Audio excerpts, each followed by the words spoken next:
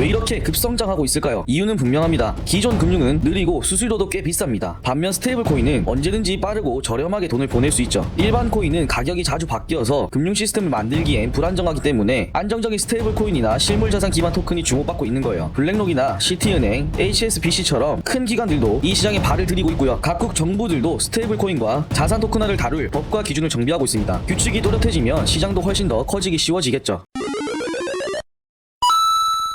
최근 세계 경제를 뒤흔들던 미국과 중국 간의 무역 갈등이 완화될 조짐을 보이고 있습니다. 트럼프 행정부 이후 양국은 관세를 크게 올리면서 갈등을 키워왔었죠. 미국은 중국산 수입품에 145%까지 관세를 매겼고 중국도 이에 맞서 미국산 제품에 125% 관세를 부과했습니다. 이런 충돌로 인해 세계 무역은 위축되고 금융시장은 불안정해졌죠. 하지만 5월에 제네바에서 양국 고위 관계자들이 다시 협상 테이블에 앉았고 일부 관세를 풀고 무역 적자를 줄이는데 합의했다는 소식이 나왔습니다. 미국 무역 대표부는 중국과의 무역 적자 축소에 합의했다고 발표했고 중국 측도 좋은 방향으로 나아가고 있다고 말했어요. 비록 완전한 합의까지는 시간이 더 필요하겠지만 큰 충돌은 피할 수 있을 것이라는 기대가 커졌습니다. 이런 분위기는 금융시장에 긍정적으로 작용했어요. 협상에 대한 진전이 있다는 소식이 전해지자마자 미국 증시 선물 지수는 크게 올랐습니다. S&P 500 선물은 1.3%, 나스닥 선물은 1.6% 상승했죠. 이런 반응만 보더라도 이제 시장을 짓누르던 불확실성이 조금씩 걷히고 있다 생각됩니다. 물론 일부에서는 기대에 못 미친 합의가 나올 경우 실망 매물이 나올 수 있다며 조심해야 한다는 의견도 있기는 합니다. 흥미로운 건 미중 협상 진전 소식이 나온 직후 한국을 포함한 아시아 투자자들이 XRP 같은 코인을 빠르게 매수하기 시작했다는 겁니다. 5월 중순에는 XRP와 도지코인의 거래량이 비트코인과 이더리움을 뛰어넘었고 업비트에서는 XRP의 하루 거래 대금이 2억 5천만 달러를 넘기도 했습니다. 며칠 사이에 XRP 가격도 15% 넘게 올랐죠. 이런 흐름은 시장이 다시 위험을 감수하면서도 수익을 노리는 방향으로 움직이고 있다는 신호입니다. 특히 XRP는 최근 소송 이슈도 정리되면서 좋은 경제 환경과 자체적인 강점을 동시에 가지고 있는 상태예요. 리플의 글로벌 사업에도 긍정적인 영향을 줄 수 있습니다. 리플은 아시아 태평양 지역을 포함해 다양한 나라의 은행 그리고 결제 회사들과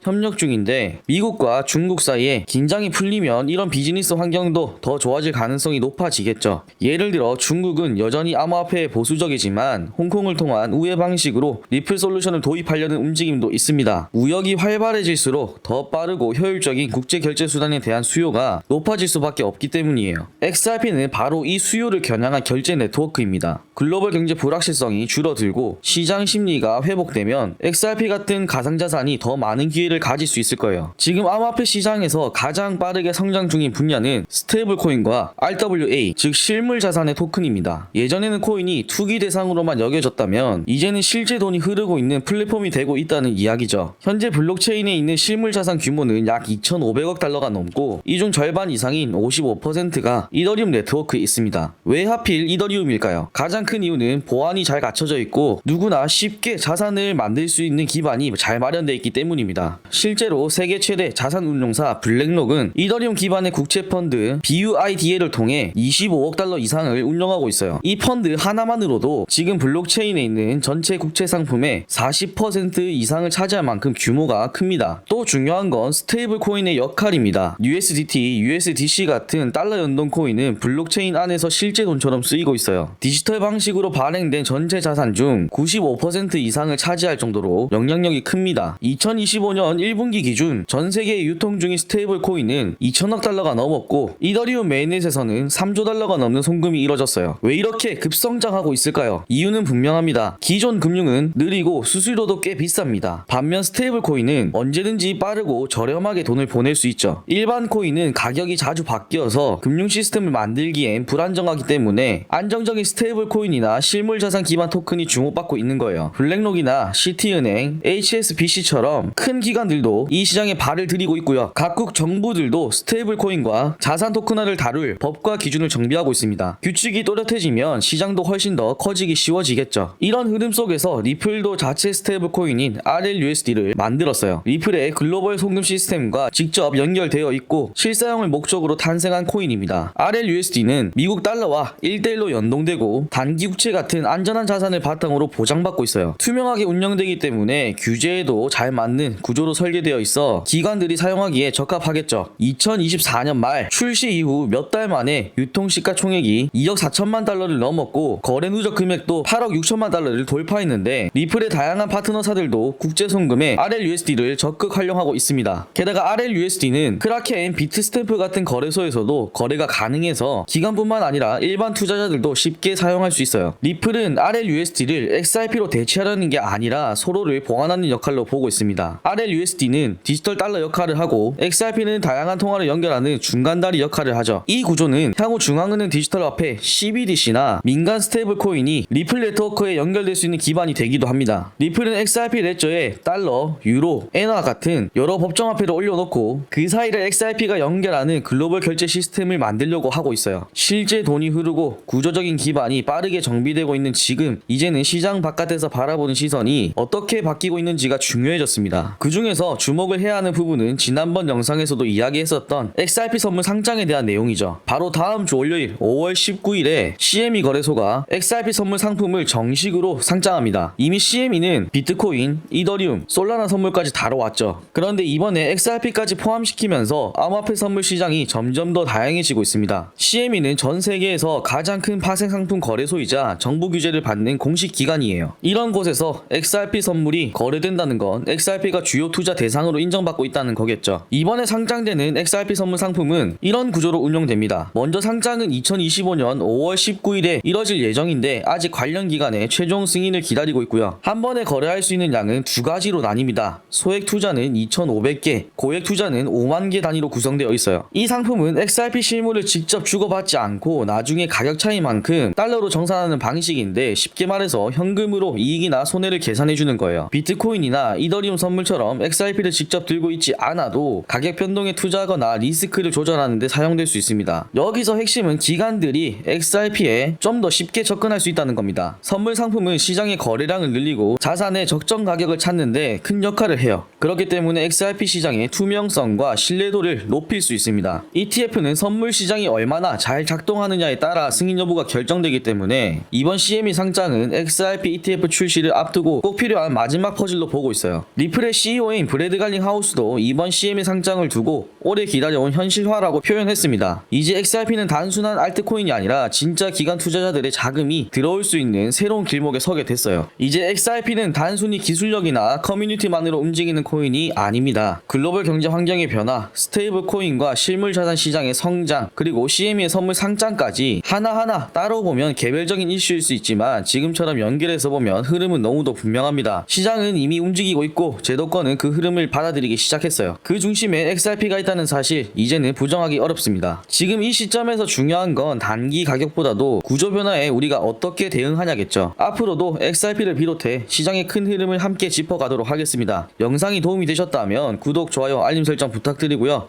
궁금한 점이나 나누고 싶은 생각은 아래에 댓글로 자유롭게 남겨주세요. 그럼 다음 영상도 좋은 내용 준비해서 돌아오도록 하겠습니다.